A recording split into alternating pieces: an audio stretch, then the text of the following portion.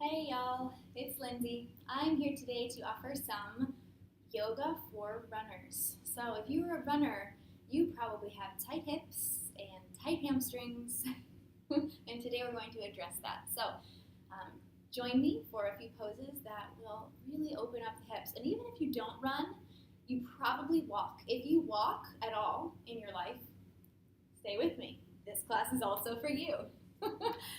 So let's go ahead and first begin lying on the belly today. So coming all the way down to your belly, you can allow the hands to be wherever it works for you. So if you like them forward, if you want to stack your hands on top of each other for the forehead, awesome. If you want to reach them back, great, cheek to the floor. I personally prefer here, and that's where I go. So if you're on your belly, you got it. Take a couple of deep breaths here.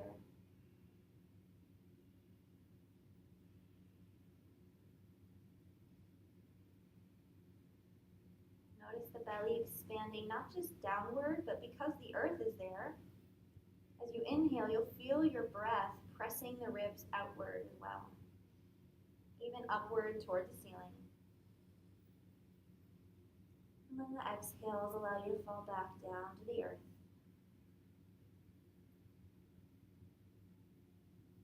From here, lift up just enough so that your shoulders and elbows are aligned. Your fingers are spread, palms are planted.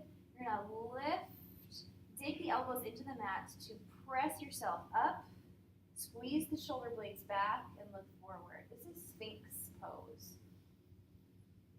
So in order to really get some length in the hips, we're going to start with some length in the core, the belly. Now, if you start to feel a kink in your low back, you can always come down a little lower, walking the elbows farther away from you, still squeezing the shoulder blades. But really think about length here. Rather than cranking yourself backward, think about lengthening upward and then lifting. And maybe chin is up toward the ceiling. As you exhale, lower back down to the ground.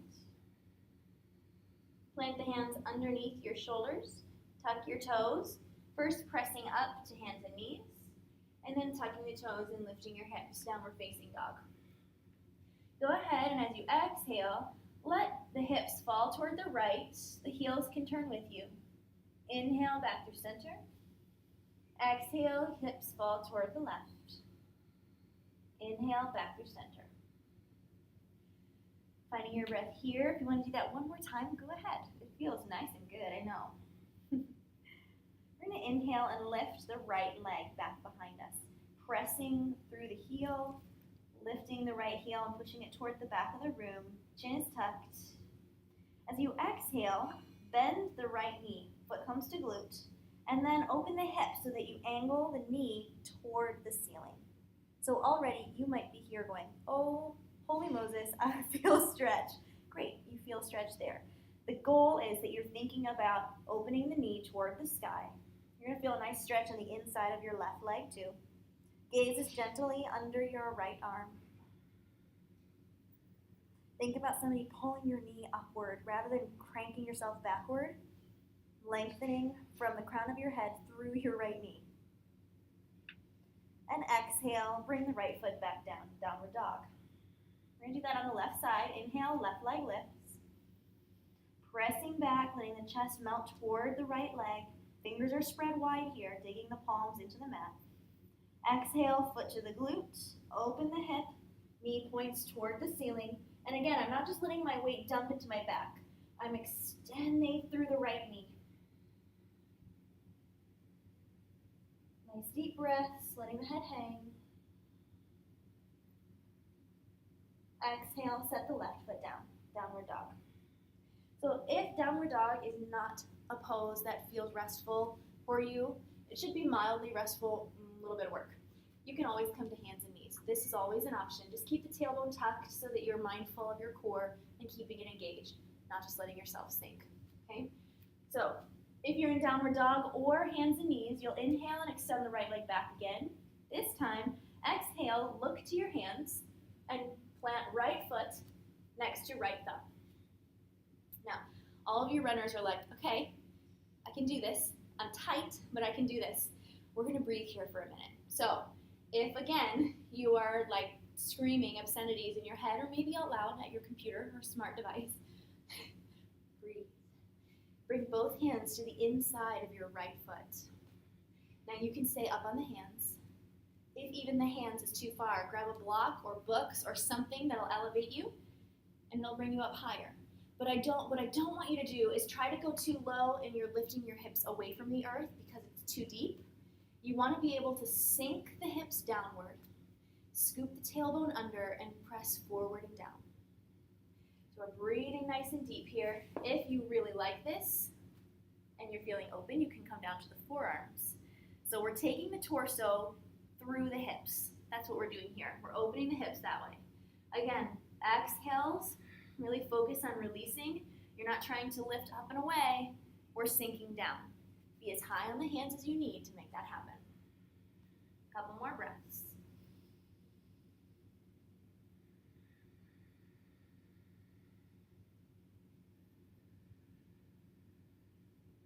And the next inhale, come back up on the hands. You're going to step your back foot forward just a touch, and you're going to straighten your front leg. So this, in yoga, we call it pyramid pose. You may, as a runner, be calling it the devil because it is going to stretch your hamstrings. Once again, grab a block, grab books, grab whatever you need to keep the hands up so that you can keep that front leg straight. If you bend it, you're still going to get a stretch, but it's really going to stretch around the hip more than directly stretching the hamstring, which is really what we want to do. Your back heel may lift, or you might keep it grounded with the toes gently facing to the left, just a touch. But wherever you're at, you are lengthening through the spine, and you're going to allow your hips to shift slightly to the left. You're pulling your right hip back, and the hips shift to the left just a touch. You're going to feel it a lot when you do that. It's good. Spine is long, chest is coming down. Nice length here. We're not rounding. Nice long spine. Your hamstring attaches at the hip and at the knee. And so by straightening the leg and hinging from the hip, you're stretching it from both ends. So this can be very, very intense. Breathe deep. If you can take deep breaths here, your body is able to stay and stretch, is the general rule of thumb.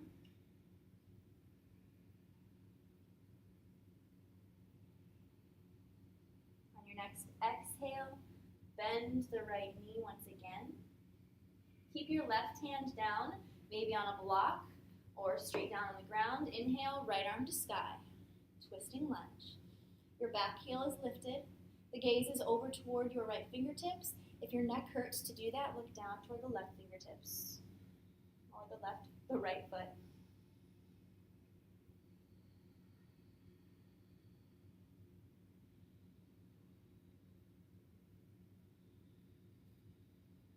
Exhale, plant the right hand. Step the right foot back to downward facing dog. Let's do that on the other side. Inhale, left leg lifts. Exhale, look forward, left foot to thumb. So again, hanging out here, just take the time to set this up. So your weight is shifting forward and slightly down. The tailbone naturally curls around. Think about like a dog's tail, yeah? Instead of lifting it up and away from the earth, sink the hips and tuck the tailbone under. It's going to help you to think about forward and down motion. Grabbing whatever you need, whether that's a block, or maybe your hands, or perhaps down to the forearms. But again, if you can almost come to the forearms, but it causes your hips to lift back up, you're not getting the full benefit of the pose. Let's open the hips here. Stay focused on the hips, and do what you need to do to get them stretched out. Maybe you come out down to one forearm and one hand.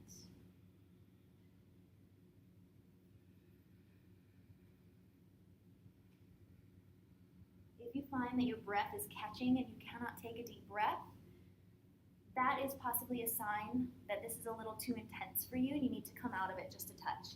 Grab your block, take a minute, and then sink back down. But honor your body, listen to your breath. Just a couple more cycles here.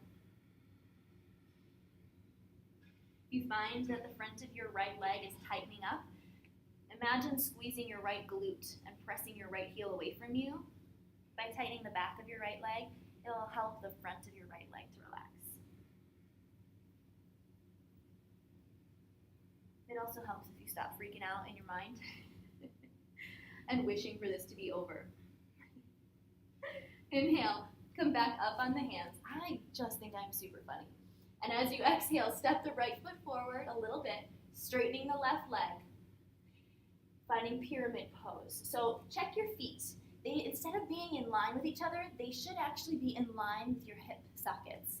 So if you were to bring your right foot forward, your feet would not bump into each other. That's going to help setting this pose up for alignment. So once again, legs are straight, back heel may or may not be lifted. You're going to shift the hips gently to the right and fold from the hips. Long spine. Maybe the chin tucks, but we're not rounding the spine here. The spine as long as we fold, hinging from the hip socket, and then let the chin tuck perhaps. You can be on the hands or a block. You might be on the shin. In fact, a lot of runners do this stretch with hands on the shin.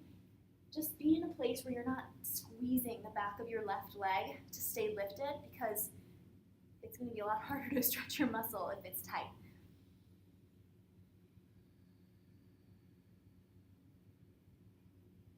A few more breaths here.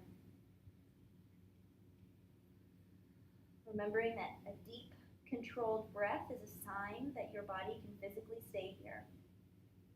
If you are a long-distance runner, you know that it's mind over matter oftentimes, and our bodies are so much more capable than we give them credit for. That applies here too. And your next exhale, lift gently up, rebend your left knee, plant your right hand. Inhale, twist left arm up to the sky, squeezing left shoulder blade toward the spine. Gaze is up toward your left fingers, or perhaps down toward your right hand or your left foot.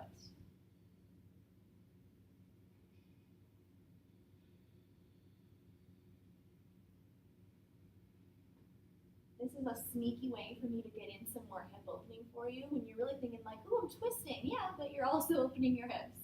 Ha, gotcha. On your next exhale, plant your hand, step back, downward facing dog. Inhale, right leg lifts. Exhale, right foot to right thumb once again. This time, you're going to take your right toes and you're going to turn them to the right. It's going to feel all kinds of funky, but it is effective. So right away, you might start to feel a stretch in the outside of your right hip. You can stay there and reach up with your right arm, or you can come to the outside edge of your left foot and stay reaching your right arm up. So find the one that really stretches you more and breathe there. If this is too much on your left wrist, by the way, you can come down to the forearm, but you're going to get a little bit more depth in this pose.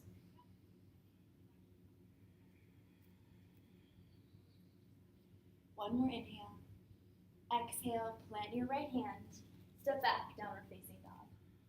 Inhale, left leg lifts. Exhale, left foot to left thumb. Turn your left toes to the left. Inhale, left arm to sky. Again, you can stay here with the back heel lifted, or roll to the outside edge of your right foot.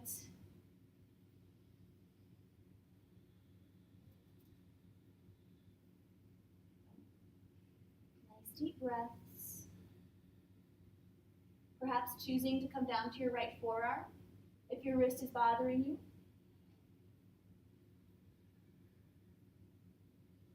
Exhale, plant the right hand, step the left foot back, downward facing dog. Inhale, come up on your toes. Exhale, bend the knees, look forward, and walk your feet to your hands for forward fold.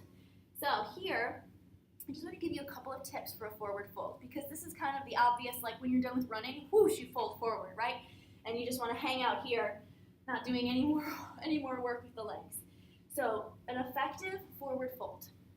You're going to take your toes and angle them toward each other just a little bit. So pigeon toe your feet just a touch. And then bend the knees enough so that you bring belly to thighs. Let's start here. Once your belly is connected to your thighs, then let your head and hands hang. You might grab a block if you're still way high up, or a book, or whatever. The block is kind of whatever you have in your house. It's a can of soup, it's a jug of milk, I don't know. Whatever you've got, you're grabbing it and you're putting it under so that your hands can reach something. Belly is connected to thighs. Let the weight shift forward into the balls of your feet. Let the head hang. As you're breathing here, maybe work on straightening the legs, lifting up the kneecaps, and engaging the quads to stretch out the backs of your legs, the hamstrings. But belly stays pretty connected to thighs. So maybe you stay bent in the knees. Weight is forward in the toes.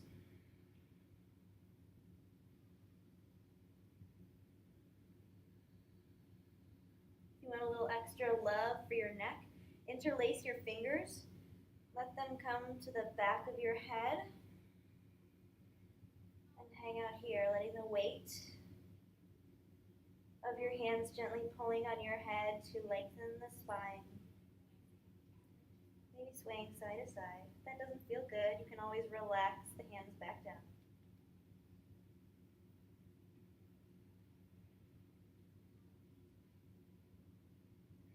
Let the hands come back down to the earth if you put them behind your head. Inhale, lift halfway. Exhale, come back down to your fold. Bend your knees and sit all the way down. So we're going to just finish up with some floor work. If you are a runner, it is really important to have a strong core. So yes, we lengthen the core a little bit to lengthen the hip muscles, but we also need to make sure that your core is strong. The core is so important in running, so important. So make sure you're strengthening it. One of our favorite things to do in yoga is a plank, and it really is effective. When I ran my only half marathon back in the day, oh my gosh, I did planks and side planks, and it really improved my ability to stay lifted and controlled when I ran. So we're going to flip over and either come to a traditional plank, hands spread into the mat, or you can come down to the forearms if that feels better to you. But either way, the tailbone is gently tucked under. We're not letting the hips sag. If you find that the hips are sagging, come down to your knees and lift the feet up. Shoulders are over the wrists. Belly is pulled in tight.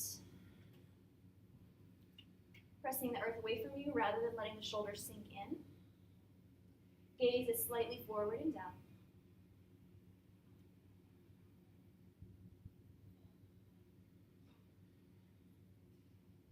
Nice deep breath.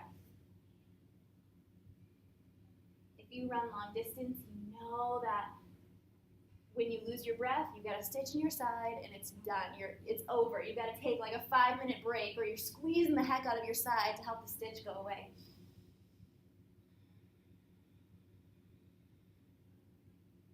From here, we're not done yet. Roll to the right and lift your left arm to the sky. So you can keep the left arm lifted. You can also bring hand to hip. You can stack the feet. You can also bring your left foot in front of the hips if this is just killing you and you need a little support to work your way up. Foot in front here really helps because you're still lifting up away from the earth. A lot of people do this for side plank, and now I've given some support right in the center. Like, think about a house, right? You're building a house, you want support in the center so it doesn't fall down. We want to still work this side of our bodies. By planting the foot here, you're still able to lift up and use the strength of your core instead of your knee to keep that lifted, yeah? A few more breaths here. I know you're almost done. On your next exhale, plant the left hand, come back to the toes, traditional plank. Heels fall to the left. Inhale, right arm to sky. You can totally do this. Think about how much stronger you're getting.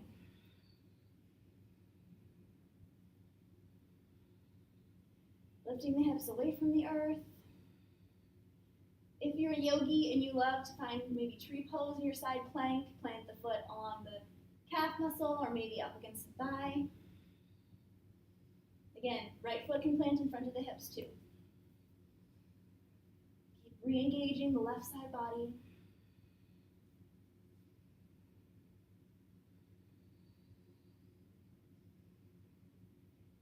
You've got this. One final inhale.